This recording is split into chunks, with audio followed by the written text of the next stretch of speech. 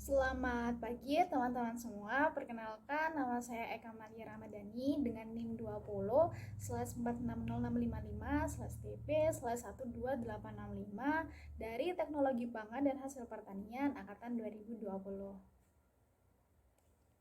Um, Baik, di sini saya akan mencoba memaparkan hasil jurnal penelitian yang telah saya pilih berjudul Impact of Vacuum Cooking and Boiling and Refrigerated Storage on the Quality of Gallica Kale atau Brassica oleracea varian Maspala. Nah, penelitian ini dilakukan oleh George Arnesto, Lucia Gomez Linia, Javier Barbalo, dan Sedania Martinez di Spain.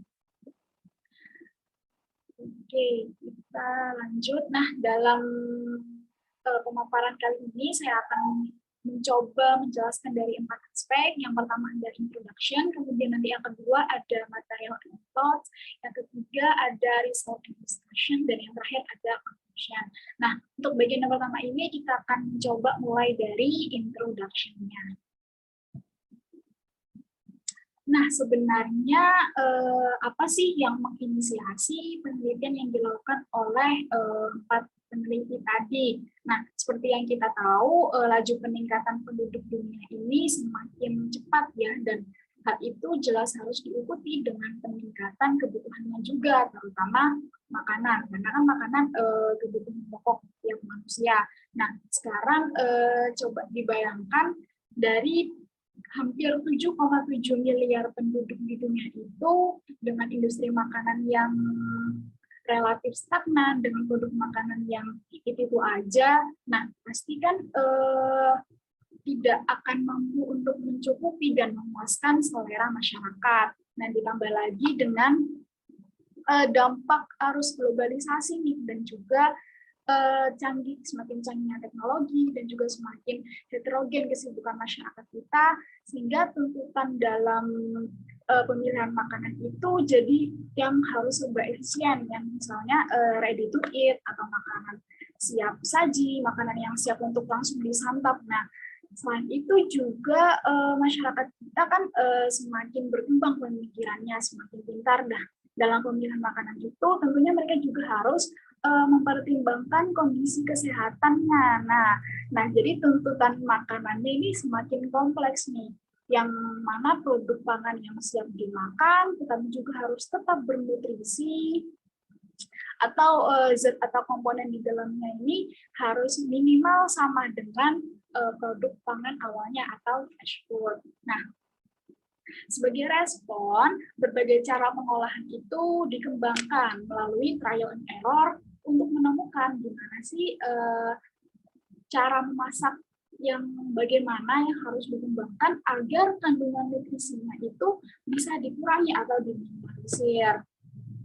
Nah, salah satu teknik memasak yang memang sedang booming akhir-akhir tahun ini yaitu sous-vide cooking. Nah, sous-vide cooking ini adalah teknik memasak dengan mempertahankan thermal condition atau pemanasan di dalam pemasakan itu tetap terkontrol pada suhu tertentu dengan waktu yang telah ditentukan. Nah, memang sous-vide cooking ini kebanyakan dilakukan pada produk-produk yang di package secara vakum. Artinya tidak ada udara sama sekali di dalam pengemasan tersebut. Nah, manfaatnya yaitu dapat mengurangi potensi rusaknya makanan tersebut karena suhu yang tinggi, atau mungkin karena adanya aktivitas O2 atau oksigen. Nah, selain itu juga manfaat lainnya yaitu tidak ada kontak antara bahan makanan dengan air, atau misal kita perebusan, tidak ada kontak bahan makanan dengan air sehingga menghindari hilangnya nutrisi karena mungkin komponen dalam bahan makanan tersebut mengandung air. Sehingga harapannya menggunakan sous-vide ini nutrisi dalam bahan bisa tetap terjaga. Nah, selanjutnya dalam penelitian ini sudah saya sebutkan di awal tadi menggunakan sampel berupa Galega kale. Nah, buat teman-teman yang belum tahu, Galega Kale ini merupakan sejenis kubisan yang golongan kubis-kubisan yang memang banyak tumbuh di daerah Spain ya. Nah, untuk gambarnya sendiri mungkin gambarannya seperti ini, seperti gambar yang di atas ini. Nah, untuk vacuum cooking sendiri, maksud saya vacuum packaging sendiri, teman-teman pasti sudah tahu. Nah, bentuknya seperti ini, jadi nanti bahan makanannya dimasukkan ke dalam pouch atau plastik, nah, kemudian akan dimasukkan ke suatu alat seperti mengepres gitu, jadi udara yang ada di sekitar bahan tersebut tidak ada atau keluar, sehingga bahan dalam keadaan vakum.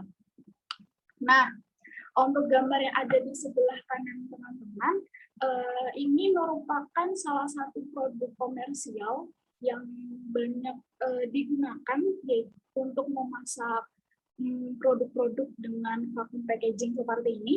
Jadi nanti di dalam ember ini atau chamber ini akan dimasukkan air, kemudian akan dipanaskan pada suhu tertentu. Nah, di layar ini akan terlihat suhu berapa yang konsumen inginkan, sehingga bisa di-set secara manual untuk masak bahan tertentu. Nah, biasanya ada beberapa yang memang dijual ini aja ya, yang menunjuk suhu ini.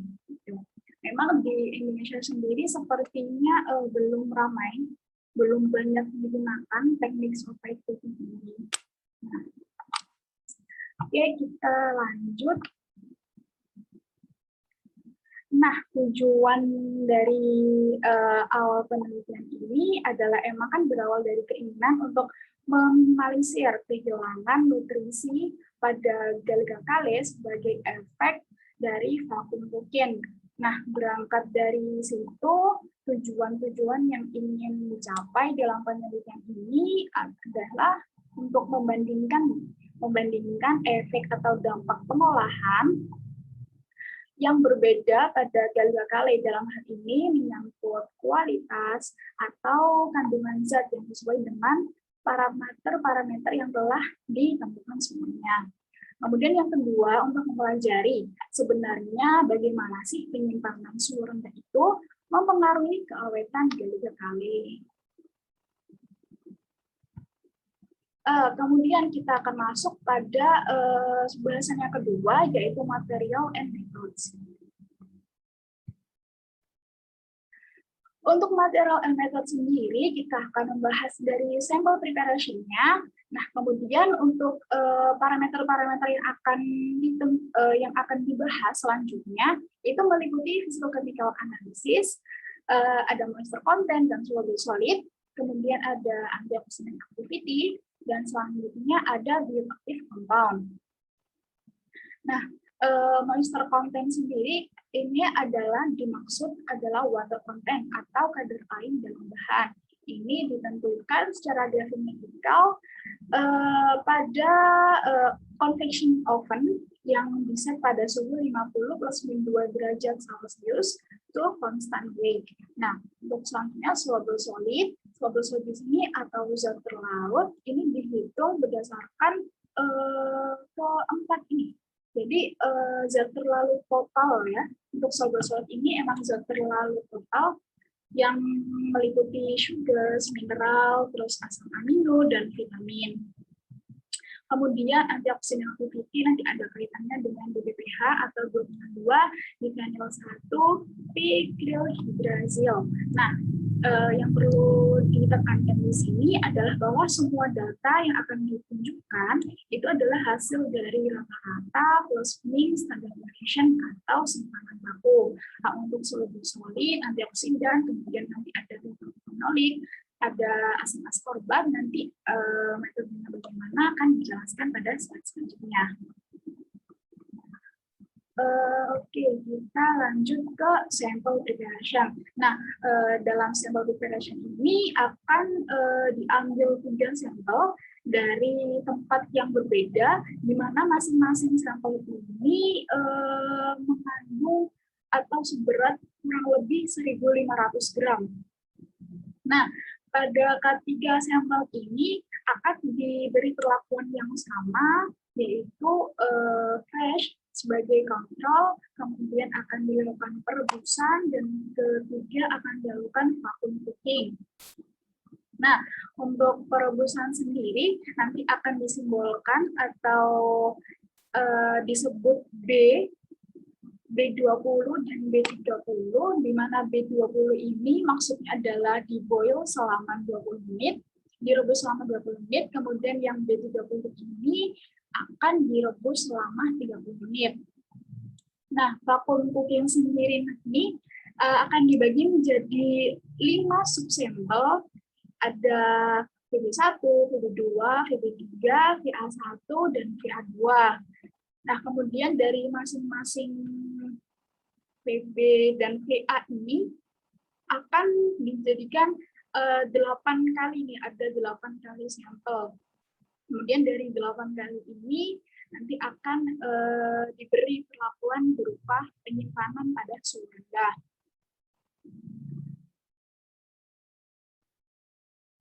Nah, jadi kan sudah saya jelaskan di slide sebelumnya, dari vacuum cooking ini akan dibagi menjadi VB1, VB2, VB3, dan VA1 dan VA2, yang masing-masing ini akan dibagi lagi menjadi 8 sampel. Nah, untuk VB sendiri itu menunjukkan bahwa bahan yang di vakum packaging sebelumnya itu dimasak pada water bath pada suhu yang telah ditentukan. Nah, untuk VB1 sendiri selama 90 menit pada suhu 85 plus 2 derajat Celcius.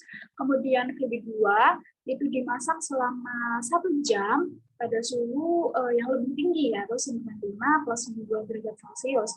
Nah, kemudian VB3 itu dimasak selama 90 menit pada suhu 95 plus 2 derajat Celcius. Nah, untuk sampel VA sendiri itu merupakan bahan yang telah dikemas vakum, dimasak pada autoclave dengan indikator bahwa VA1 dimasak selama 5 menit pada suhu 105 derajat Celcius dan VA2 dimasak selama VA1 dimasak selama 5 menit pada 105 derajat Celcius dan VA2 dimasak selama 10 menit pada suhu yang sama. Nah, kenapa kok masing-masing dari VB1, VB2, dan seterusnya itu dibagi menjadi 8 sampel lagi? Nah, 8 sampel lagi ini tujuannya adalah untuk meneliti nih efek dari penyimpanan suhu rendah setelah bahan makanan tersebut dimasak secara vakum. Nah, dari 8 sampel tersebut kemudian dibagi lagi menjadi masing-masing 2 ya. Jadi ada 0 hari, ada 7 hari, ada 14 hari, dan ada 21 hari. Nantinya setelah 0 hari itu terlewati, dalam artian setelah dimasak itu, kemudian 2 sampel dieliminasi. Jadi tersisa 6 sampel, kemudian diamati lagi nih selama 7 hari. Perubahan apa aja yang nanti akan dihitung. Nah, setelah 7 hari, 2 sampel kemudian dieliminasi lagi. Nah, terus akan berlanjut sampai 21 hari. Nah, begitu. Nah, selanjutnya, untuk metodenya sendiri, untuk antioksidan capacity, sampelnya ini pertama-tama dihancurkan dulu, kemudian dilarutkan dalam metanol dengan konsentrasi yang berbeda-beda. Nah, kemudian campuran tersebut disentrifugasi pada 4053 kali gram selama 40 menit pada suhu 4 derajat Celcius. Kemudian setiap 2 mili dari larutan tersebut direaksikan dengan 0,5 mili dari DBPH yang sebelumnya telah direaksikan dengan metanol. Nah, DBPH sendiri ini sudah saya sebutkan sebelumnya merupakan senyawa radikal bebas, yaitu nantinya yang berkaitan dengan antioksidan kapasiti ini, yaitu berapa konsentrasi antioksidan yang dibutuhkan untuk mengurangi konsentrasi DBPH sebanyak 50%-nya. Jadi bisa disimpulkan seperti ini, semakin banyak antioksidan yang diperlukan, berarti semakin menunjukkan bahwa efektivitasnya dalam mengurangi radikal bebas ini makin lemah. Oke, yang kemudian ada total fenolik. Untuk total fenolik sendiri, sampelnya akan dihomogenisasi dengan 70 ml aseton dan air, di mana perbandingan aseton dan air ini adalah 70:3, kemudian diatur pada suhu 4 derajat Celcius selama 24 jam. Nah, kemudian akan difiltrasi dan residu dari campuran tersebut akan diekstraksi kembali dengan 75 ml metanol.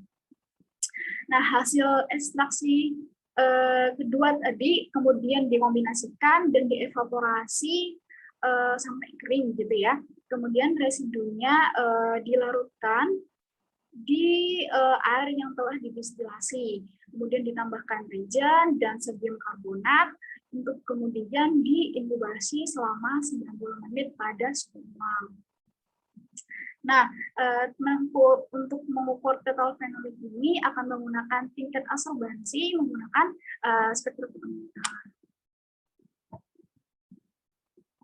Selanjutnya ada asam ascorbat. Nah, caranya 5 gram dari setiap sampel itu dihomogenasi dengan 25 ml dari 2% metafosforik asid. Nah, kemudian dihancurkan dan disentrifugasi pada 4000 gram selama 10 menit. Nah, residunya tadi, residu dari pencampuran tadi kemudian dicampur lagi dengan 15 ml, 2% metamorforik asid dan disentrifugasi. Nah, proses ini kemudian diulangi lagi, namun menggunakan 10 ml 2% metamorforik asid. Nah, nanti ketiga superton tadi yang telah dilakukan sebelumnya akan dikombinasikan dan akan dibuat menjadi sampai 50 ml dengan 20% metamorforik asid. Nah, pencampuran ini kemudian difiltrasi menggunakan 0,45 mikrometer mililiter dan diintegrate using a spectra system control. Selanjutnya, ini mungkin teman-teman ada yang bingung, kok memasaknya pakai autoclave, pakai waterbat, bukannya itu untuk sterilisasi. Nah, saya juga mencoba mencari tahu, ternyata untuk yang autoclave sendiri kemungkinan adalah teknik memasak menggunakan uap air atau seperti steaming gitu ya teman-teman. Nah, untuk lebih jelasnya teman-teman bisa menonton video yang telah saya sertakan di sini untuk bagaimana sih sebenarnya teknik memasak menggunakan autoclave. Nah, di sini juga di sebelah kanan ini ada teknik memasak menggunakan water bath. Jadi bahan-bahan yang telah dikemas secara vakum dimasukkan ke dalam air seperti ini, namun dengan suhu yang terkontrol. Jadi semacam seperti boiling, merebus, hanya saja bedanya adalah bahannya dalam keadaan vakum dan suhu sekitar bahan atau suhu airnya dikontrol pada suhu tertentu.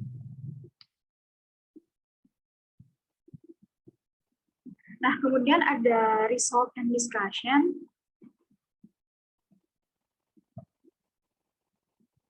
Nah, pertama kita akan bahas low chemical parameters. Nah, sebelumnya penelitian ini membahas 4 subparameter ya, tapi dalam presentasi kali ini saya hanya akan membahas dari moisture content dan soluble solid. Kita akan perbesar tabelnya di slide selanjutnya.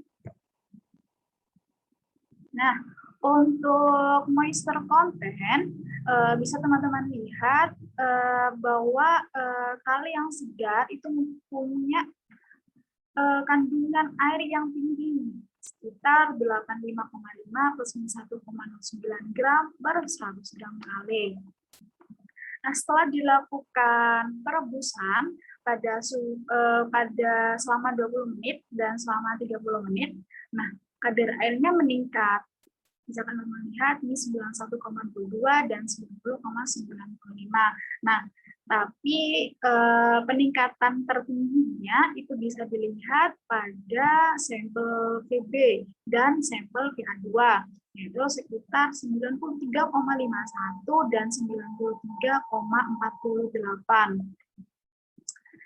Nah, untuk refrigerantnya sendiri atau penyimpanannya tidak terlalu memberikan dampak yang signifikan. Bisa teman-teman lihat ini 93, kemudian 92. Nah, tidak beda jauh lah dengan saat kala itu tidak disimpan atau saat penyimpanan 0 hari.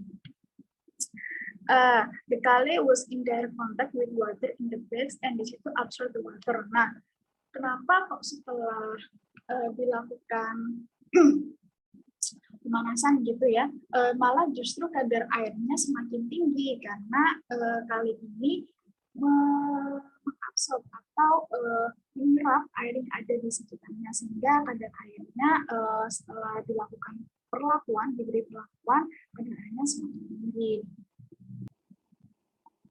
Untuk selanjutnya ada soluble solid. Nah, seperti yang sudah saya jelaskan di awal, soluble solid di sini akan mencakup seluruhnya zat terlarut yang ada di dalam bahan, termasuk karbohidrat, ada sugar, kemudian vitamin, mineral, dan ada asam amino yang jumlahnya sangat sedikit ya.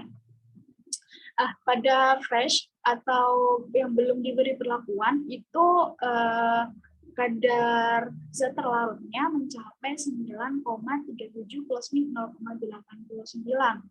Tapi setelah diberi perlakuan berupa perebusan, berupa pemasakan di waterbath dan autoclave, bisa dilihat bahwa kadar zat terlarutnya ini berkurang sampai dengan setengahnya ya, ini 4, atau bahkan ini sampai menyentuh 0,80, 0,77.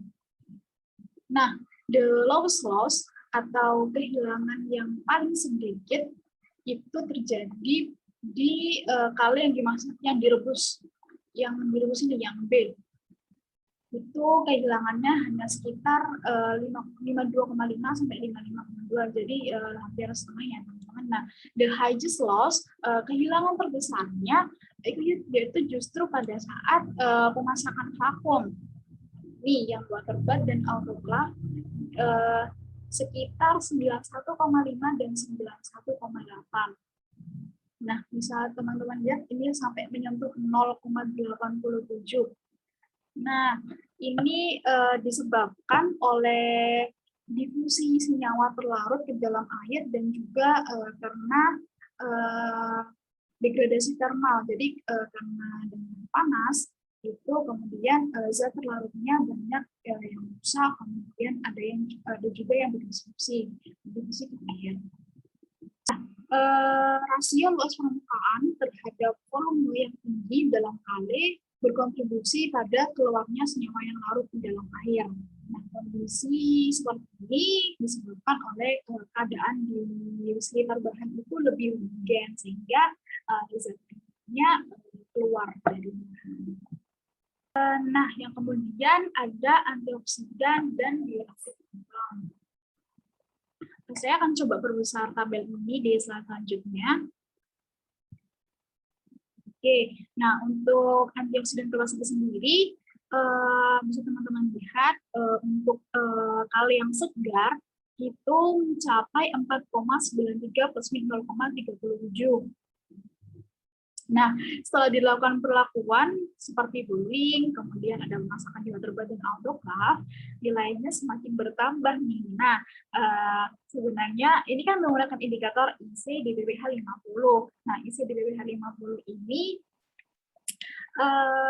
menunjukkan berapa sih konsentrasi yang dibutuhkan untuk mengurangi konsentrasi GBPH sampai 50%-nya. Jadi kenapa kok nilainya kok makin tinggi? Jadi sebenarnya gini teman-teman, karena ini adalah konsentrasi yang dibutuhkan untuk mengurangi GBPH, jadi semakin banyak atau semakin tinggi nilai yang ditunjukkan, itu berarti efektivitasnya dalam menangkal atau mengurangi radikal bebas itu semakin lemah. Untuk itu dibutuhkan antioksidan dalam jumlah atau konsentrasi yang lebih tinggi. Nah, antioxidant activity decrease during cooking. Bisa teman-teman lihat ya, semakin meningkat nilainya berarti efektivitasnya semakin lemah. The lowest loss was observed in VA1 treatment. Nah, ini dari 4,93 kemudian VA1 8,98. Nah, ini kenaikannya tidak terlalu signifikan, mungkin sampai 50%-nya aja dibanding dengan perlakuan yang lain bisa mencapai ada ini 23,50. Nah, jadi the lowest loss itu ada di sampel bahan yang dimasak secara autoclave. Ini selama 5 menit ya pada suhu 105 derajat. Ini mungkin disebabkan oleh short cooking times at high temperature and low oxygen. Seperti yang saya katakan, untuk sampel VA1 ini dimasak pada suhu 105 derajat selama 5 menit. Nah, nanti antioksidan capacity ini akan ada kaitannya dengan phenolic compound dan asam ascorbat. Oke, masih dari antioksidan capacity nih. Nah, untuk komponen antioksidan sendiri memang banyak yang tidak stabil, terutama saat mereka diberi perlakuan berupa panas, sehingga menyebabkan sel rusak atau kerusakan pada dinding sel yang akan menyebabkan antioksidannya keluar dari sel dan berdifusi ke air sebelum bisa dioksidasi. Itulah mengapa efektivitasnya semakin lemah, sehingga untuk mengurangi radikal bebas GBPH sampai 50%-nya itu butuh konsentrasi yang lebih tinggi. Nah, sekarang kita coba analisis dari storage atau penyimpanannya. Justru selama penyimpanannya kehilangan efektivitasnya semakin besar ya teman-teman. Bisa dilihat ini dari water bath.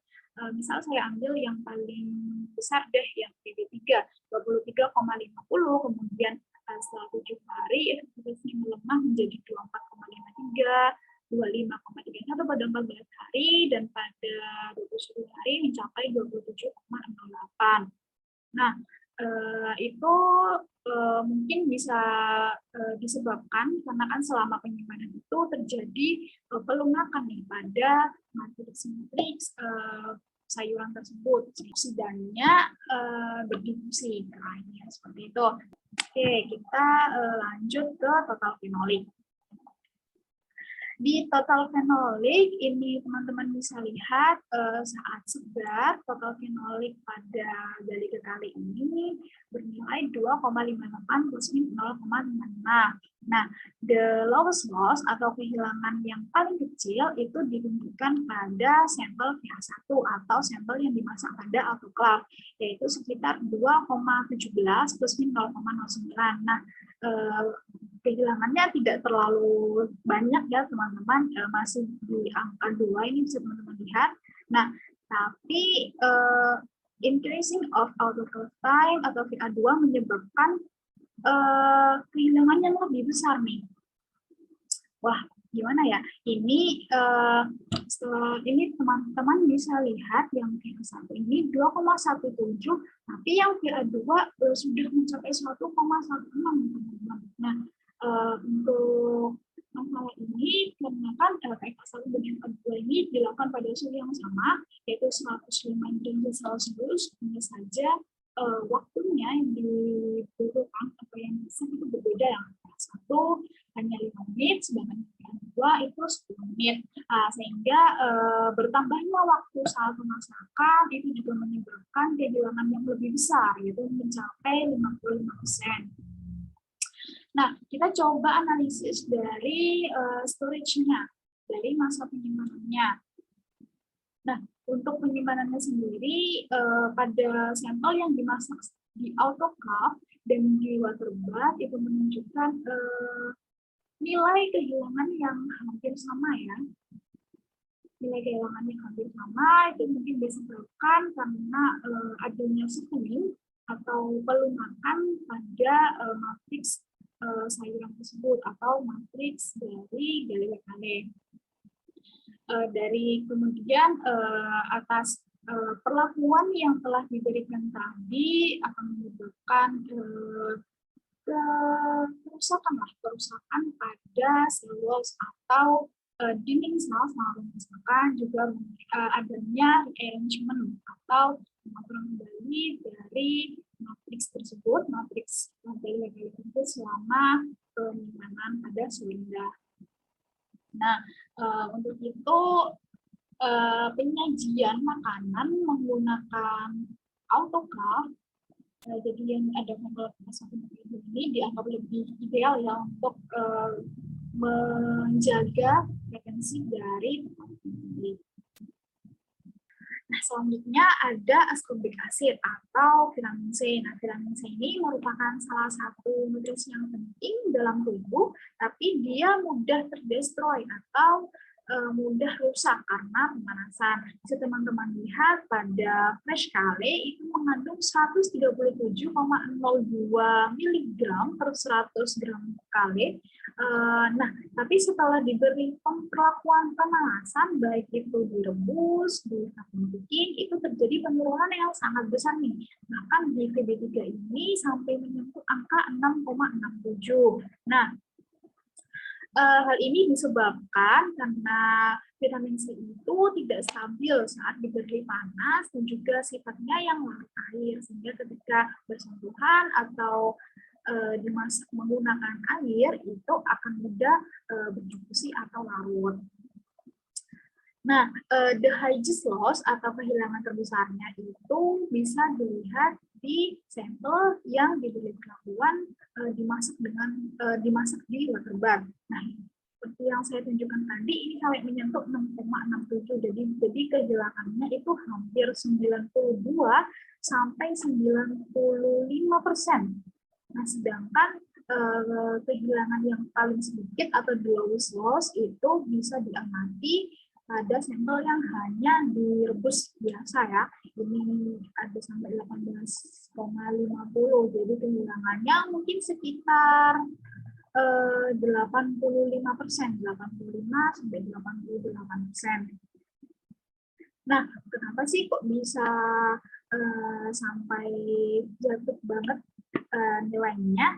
Karena itu terutama di vakum cooking ya, karena di vakum cooking itu dimasak pada suhu yang tinggi, pada waktu yang relatif lama juga, sehingga menyebabkan kehilangan vitamin C yang lebih besar. Nah, coba kita amati pada penyimpanannya. Nah, selama penyimpanan ini, baik sampel PB dan sampel A, semuanya mengalami penurunan ya. Misal kita ambil PA2 dari 10, kemudian 27,2, kemudian sampai 2,90 dan 2,58.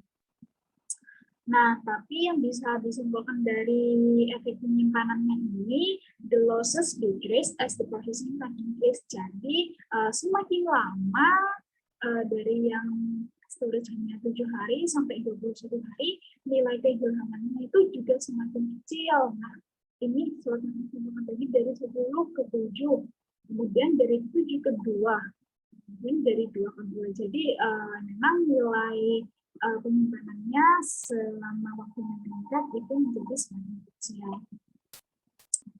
Itu. Nah, kemudian saya menambahkan asam oksabat ini terdifusi lebih dahulu, lalu kemudian rusak atau hancur atau leaching selama pemanasan, terutama pada metode pemasakan yang menggunakan air. Efek-efek yang mempengaruhi itu ada volume air yang digunakan, juga lamanya pemanasan, berkontribusi besar pada hilangnya asam oksabat. Oke, setelah bahas result and discussion, dari awal tadi kita akan sampai pada conclusion. Jadi yang bisa disimpulkan dari penelitian ini adalah bahwa kualitas kale itu sangat tergantung pada metode masak yang digunakan, juga pada kondisi pemasakan yang diterapkan ya. Nah, boiling atau perebusan itu menyebabkan kehilangan yang lebih rendah terhadap parameter zat larut dan vitamin C dibandingkan saat kale itu dimasak secara vakum. Nah, jadi yang dimasak secara vakum ada dua, yang water bath dan autoclave. Nah, bahan-bahan makanan yang dikemas secara vakum kemudian dimasak menggunakan autoclave itu memberikan greater retention atau simpanan yang lebih besar dari parameter antioksidan dan total calorie compound dibandingkan dengan bahan makanan yang dimasak pada water bath. Nah, itu kan kalau water bath ini kan bersentuhan dengan air, sedangkan untuk yang autoclave ini mereka hanya menggunakan ini saja.